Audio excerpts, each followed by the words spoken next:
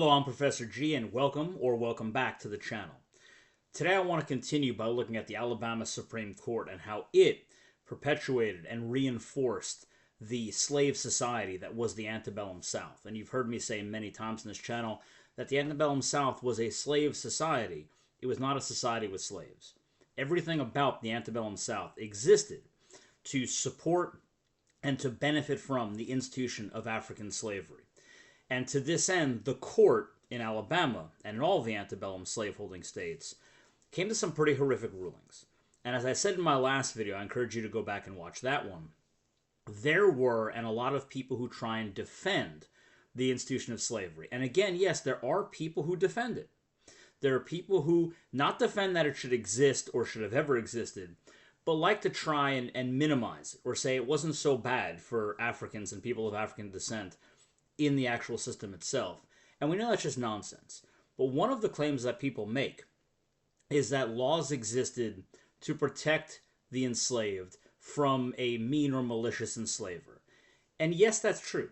There were laws on the books in almost every one of the slaveholding states that were designed to protect the slaves from abuse or neglect or from being murdered by their enslaver or someone under that enslaver's power, such as an overseer or someone who would hire out someone else's enslaved peoples. But I've made the point that in my research and the papers that I've had published on the subject on antebellum slave law, that these were really paper tigers. They were never, while ostensibly they were designed to protect the enslaved, they never actually did. And the court's interpretation of this shows that without question. Because the problem that the antebellum legal system had is that in order for slavery to exist and slavery to work, a master had to have absolute power over the enslaved. And as you learned from the last case, Dave v. State, the Alabama Supreme Court held that it was the slave's duty to submit totally to the will of the master. Well, to that end, there had to be corporal punishments. There had to be physical punishments for any slave going outside of the master's authority or anything like that. But where do you draw the line? Because many times corporal punishments resulted in death. But that didn't mean that corporal punishment wasn't justified under the law simply because it killed an enslaved person. And that's the example I'm going to bring up today. This is Eskridge v. State. So this is, again, the Alabama Supreme Court, and they were tasked in this case. And again, the outcome of this lower court issue, of the situation, is not what's relevant.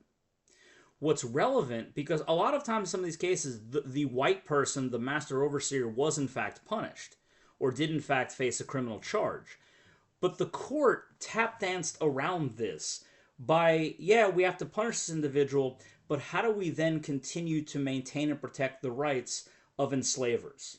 So watch what they do. That's why I sometimes avoid the outcome of what happened to the trial court or even the outcome of the case, because it's not relevant. What's relevant is how the court continually left the door open for horrific abuses against the enslaved. So in this case, the Alabama Supreme Court was tasked with deciding what the permissible boundaries of violence that a master could inflict on an enslaved person under the guise of discipline. Right? And this is going to be very important for all of these excessive force or excessive violence cases against masters or overseers against the enslaved. So this case arose after a master shot and permanently disabled an enslaved woman during what he claimed was an attempt to subdue her after she threatened him with an axe. So, as the story goes, as you see many times, this enslaved woman was being punished for something else, resisted the punishment, grabbed an axe, threatened to hurt the master, and in this case, the master then shot her, right? So the court held that while a master may use force, any force, that is necessary to subdue an enslaved person, the force must be such that it should not result in dismemberment or death, and here's the key, unless absolutely necessary. So, what is absolutely necessary? Well, first, the court upheld another issue. The court upheld something from the trial court. They upheld the jury instruction that permitted the master to shoot the enslaved person if it was absolutely necessary to reduce her to subjection. So the trial court instructed the jury that you can find this master not guilty for murder if you believe that him shooting her was necessary to force her back into submission in her place as a slave. So you see where this is going? You see the problem here already? This reflected the legal doctrine from the last case we talked about, where the slave's body integrity was put under the need for the master to have absolute control over their slave. So you would think, again, and go back to Dave v. State in the last case, that if a punishment became so severe that it were to threaten the life of the enslaved person, and they reacted as any normal human being might react by trying to defend themselves, that there would be a cause for self-defense. But any cause for self-defense falls under the absolute authority of the master, and that the authority that they have to have over the enslaved person. So therefore, a slave has no right to self-defense, according to the Alabama Supreme Court, as long as the punishment was justified or fell into the realm of discipline. So the court did acknowledge that there was a constitutional limitation about maliciously depriving a slave of life or liberty. So if you just killed a slave, according to the court, they said, yes, that held the same punishment and same level as if the crime had been committed against a free white person.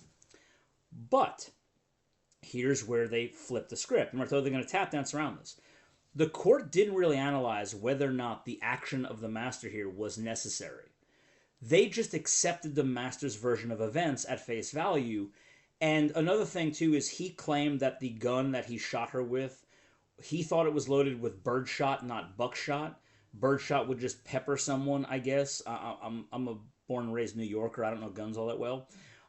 But his kids had apparently loaded it with buckshot the other day, and that, seriously maimed it and could have possibly killed her. But the court just took at face value what the master had to say. They didn't really delve in, was it necessary for you to do what you did? So while ostensibly confirming that there are constitutional protections against severe bodily harm against the enslaved, in practice, all this did was allow a master to get away with horrific punishments up to and including death, provided they can just make the claim that this violence was necessary for maintaining order on the plantation, or for forcing this enslaved person back into submission into their role as an enslaved person. So again, this is one of those examples where the court says, yes, you can't maim or mutilate or kill an enslaved person. However, if maiming, mutilating, or killing an enslaved person is the outcome of an action designed to get them back into the state of submission because they were rebelling against your authority, or you'll see any state of insurrection, which usually meant more than one slave because they did differentiate between this, but slaves in insurrection could be killed. 100%. That was in the code book in statutes of almost every antebellum slaveholding state. But in this situation, an individual resisting punishment, an individual resisting a master, an individual threatening a master, an enslaved individual threatening a master, they could be killed. They could be killed as long as the master would articulate in court, and they would clearly just take the master's word for it, or give jury instructions that if this punishment was absolutely necessary to reduce the slave back into the state of submission, then the master didn't commit any crime, didn't do anything wrong. So you see what they did?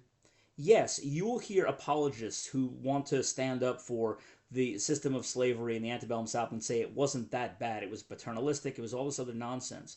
But the reality is that the laws that existed to protect the enslaved were constantly tap-danced around by courts that refused to define what cruel and unusual punishment is, cruel or harsh, that refused to define what a necessary punishment was, that refused to take testimony of the enslaved, because of course they could not testify in court, especially not against a white individual, that turned it over to the jury, which, while the jury may not have been slave holders, all white people in the antebellum South, in the slaveocracy, in the slave society that was the antebellum South, had a vested interest in the continuation of the system, benefited from the racial hierarchy, and their jobs were almost all intertwined with the plantations.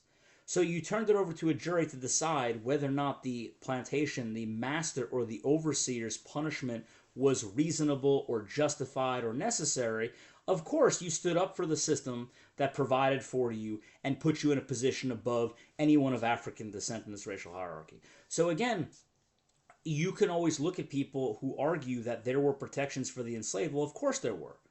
But they were just paper tigers. They didn't actually provide any protection. And if and when they did, all of the courts in the slaveholding states then did this mental gymnastics, jumping through hoops and tap dancing around, trying to figure out a way to punish this individual while still allowing a master to have absolute authority in order to force his enslaved into submission. So a lot of times you'll see when someone did get punished, the courts made it clear to leave that door open to say, well, if you're disciplining a slave and they die, that's justified. As long as it's not cruel and unusual punishment or cruel and barbarous punishment and a slave dies, that's justified. So for example, I'll go over a case in a future video of whipping. Whipping was considered an acceptable form of punishment. If a whipping resulted in death, then most courts in the antebellum slaveocracy would have absolved that master overseer of any responsibility because it was a reasonable punishment. It wasn't cruel, it wasn't unusual, it wasn't barbarous, and as long as that master overseer could justify they were doing it to reduce that slave back into a state of submission, then they were justified in doing so. And this happened a lot with masters suing overseers civilly for the value of a slave that the overseer killed by whipping too much. And the overseers in these situations almost always got off scot-free and were found not liable because they argued, I was doing a reasonable punishment that is accepted within the broader slaveholding community, for example, whipping. The slave refused to submit. I continued the punishment to reduce him or her into submission, and they died as a result. Therefore, it wasn't unusual, it wasn't cruel, it wasn't barbarous, and it was allowed. So all of these paper tiger rules, to defend the enslaved were simply that. They were hollow, they were see-through, they didn't really exist to protect anyone. And this is just the horrors of the antebellum slaveocracy. So when you really understand that the antebellum South was a slave society, not a society with slaves, and everything revolved around the enslavement of people of African descent, you get a whole new perspective on how horrific the antebellum South really was. So remember to like, subscribe, share the video, and I'll see you for the next lesson.